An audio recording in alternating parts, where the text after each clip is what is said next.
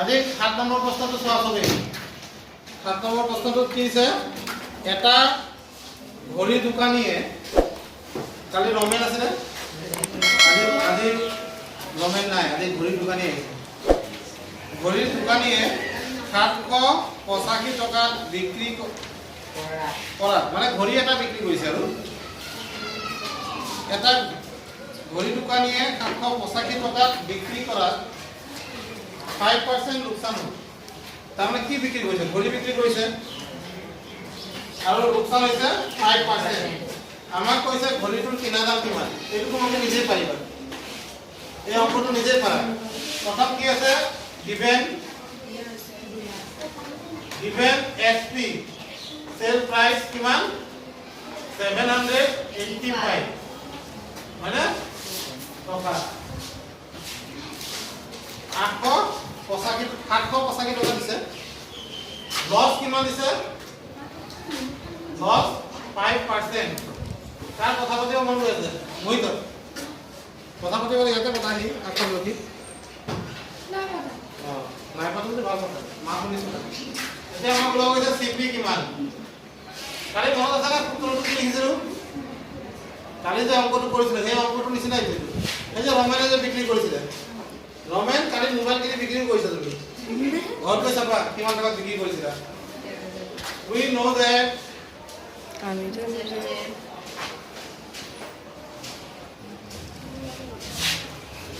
CP মানে cost price is equals to 100 divided by 100 minus loss percentage whole into SP এটো কালি কৰা অংকটো লগত একে নহয় জানো হয় পেজ লুটিয়াই কোৱাচোন কালি কৰিছিল যিটো অংক সেইটো অংকৰ লগত একে সূত্ৰ লাগিছে এইটো অংক কৰিব পাৰিবা কৰি দিবা নেকি নে মই কৰিব লাগিব সব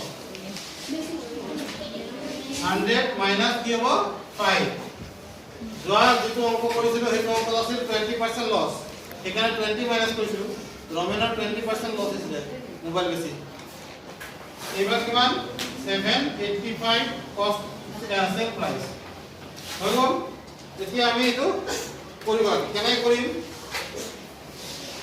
সোয়া 100 ডিভাইডেড বাই আমি কি পাই গলো 100 minus 5 মানে 95 মানে from 785 এতিয়া সোয়া এই সংখ্যাটো তোমালোকে যদি কাটাকাটি কৰা ক্যান্সেল কৰা পাৰিবা সবে পাৰিবা কিন্তু কি কৰিলে তোমালোকে ইয়াৰ উত্তৰটো ডাইৰেক্টলি পাই যাবা সোয়া মইতো পুৰণ নেওতা 95 ৰ মুখস্থ কৰি ৰাখা নাই 95 ৰ নেওতা মুখস্থ আছে নেকি মোৰ বা 95 ৰ নেওতা যদি মুখস্থ কৰো কিমান লাগে কৰিম 10 গুণলৈকে কৰিম হয় না ইয়াত সোয়া 95 এৰ এই সংখ্যাটো কেইবাৰ যাব মই মুখতে কৈ দিব পাৰিম কেনেকৈ কোৱাচোন এটো কি দেইতা এককৰ স্থানটো কি আছে 5 ইয়াত এককৰ স্থানটো কি আছে 5 পাবলৈ কি পূৰণ কৰিব 5 লাগিব যদি মই 5 পূৰণ কৰো কি হ'ব 5 ৰ লগত 5 পাব পৰা কি আছে মানে বস্তু কি সংখ্যা পূৰণ কৰিলে 5 ৰ লগত 5 পোৱা যায় 5 5 গুণ 5 পোৱা যায় 5 3 গুণ কৰিলেও 15 পায় হয় না আৰু 5 7 গুণ কৰিলেও পায় আৰু কিবা আছে নেকি 5 ৰ লগত কি পূৰণ কৰিলে এককৰ ঘৰত কি পোৱা যায় 5 পোৱা যাব 7 পূৰণ কৰিলে পায় 35 হয় 5 ৰ লগত কি পূৰণ কৰি 9 পূৰণ কৰিলে পায় কিমান 45 5 ৰ লগত 3 পূৰণ কৰিলেও পায় 15 5 ৰ লগত 5 পূৰণ কৰিলেও পায় 25 5 পায় হয়নে এতিয়া এইটো কৰিলে কি পাম কিমান বাৰ যাব পাৰে কেতিয়াবা সম্পূৰ্ণ নেযাবও পাৰে অকমান হলেও কৰিব পাৰিম না কেতিয়াবা সম্পূৰ্ণ নেযায়ও ডাইৰেক্ট কৰিলেও আমাৰ উত্তৰ নিমিলিব পাৰে তো নিমিলিলে আমি আকৌ ভুল কৰিলে কি হ'ব 5 ৰে আছে 19 বাৰ 5 ৰে ইয়াত কিমান যাব 20 বাৰ হয় না এটা 19 ৰে ইয়াত যাব নাই 19 ৰে ইয়াত যাব নাই তো 19 ৰে মই একেবাৰে দিছো 19 ৰে ইয়াত যাব 19 তিনিবাৰ আৰু যাব চোৱা 19 তিনিবাৰ দিলে কিমান হয় 57 57 67 ৰ পৰা 68 ৰ পৰা 57 গ'ল কিমান থাকিব 1 আৰু 2 এইটো হ'বনে চোৱাচোন এইটো হ'ব তাৰ মানে 4 বাৰ দিব পাৰিম 4 বাৰ দিব পাৰিম না যদি 4 বাৰ দিওঁ কিমান হ'ব 4 বাৰ যদি দিওঁ 4 19 কিমান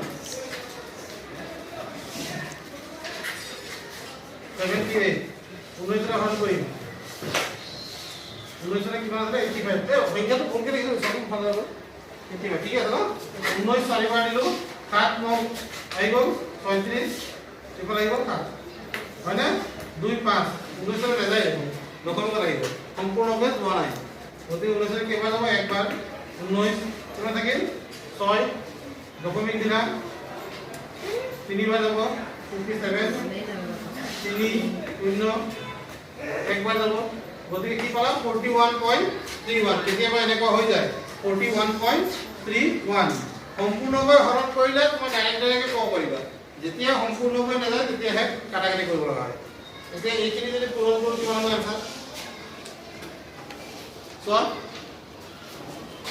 2 এৰে পূৰণ কৰি দিয়া 2 এৰে 3 কেইবাৰ যাব সৰি পূৰণে কৰি আছো হয় নহয় 2 গুণ 2 2 3 গুণ 6 2 গুণ 2 2 4 গুণ 8 দশমিক প্রত্যেক জানা দশমিক শূন্য আছে দেখেন না ইয়াত শূন্যটো আহিব গতিকে ইয়াত আহিব ইমান টকা এনসারটো সোয়া মিলিছে নাই 826.20 এনসারটো মিলিছে নাই পাইব হৈছে সোয়া হৰণটো এনেকে ধৰণে কৰিব লাগিব কোন ৰখাই তুমি 8 নম্বৰটো প্ৰশ্ন সোয়া কি আছে যদি 10টা বস্তু অলপ জোৰে কোৱা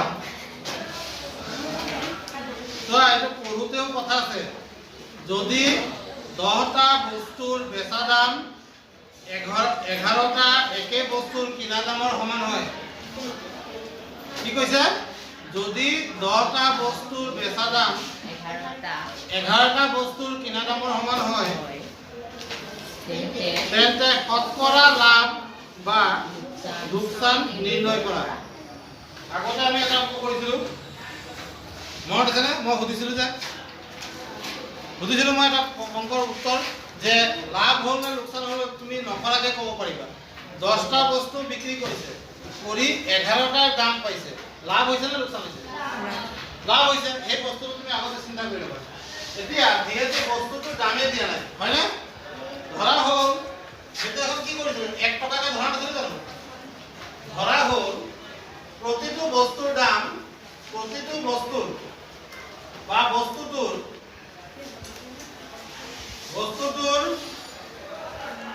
কিনা দাম কিমান ধৰিছিলো কালি 1 টকা ধৰিছিলো হয় কিনা দাম cost price equals to 1 টকা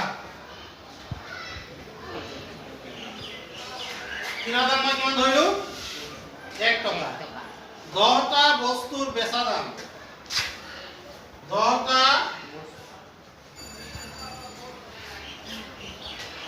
বস্তুৰ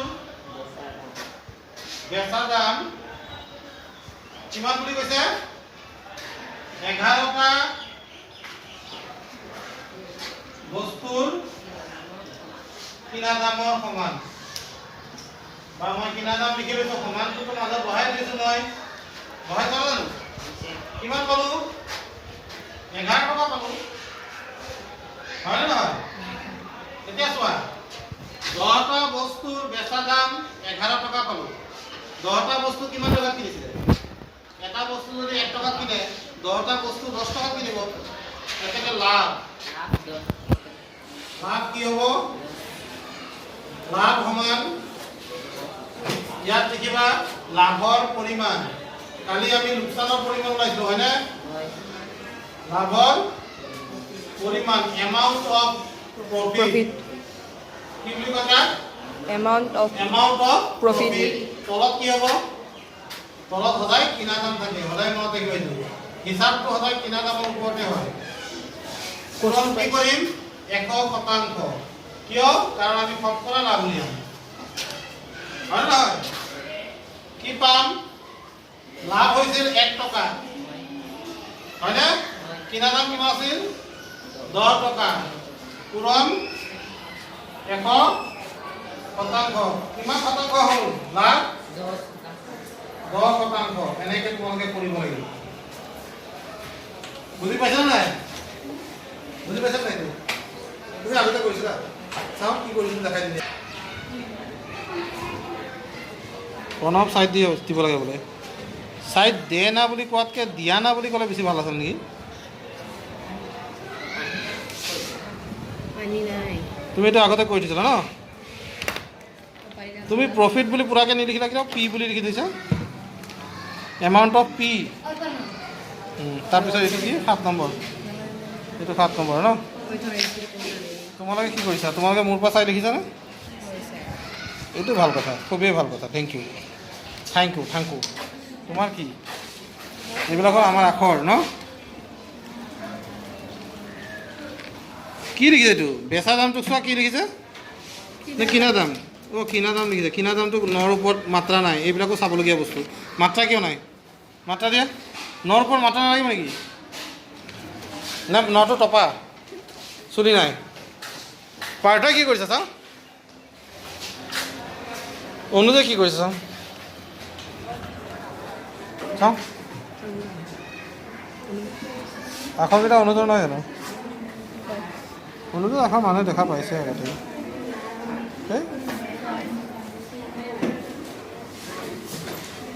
অ'কে, থেংক ইউ। থৈ দিওঁ।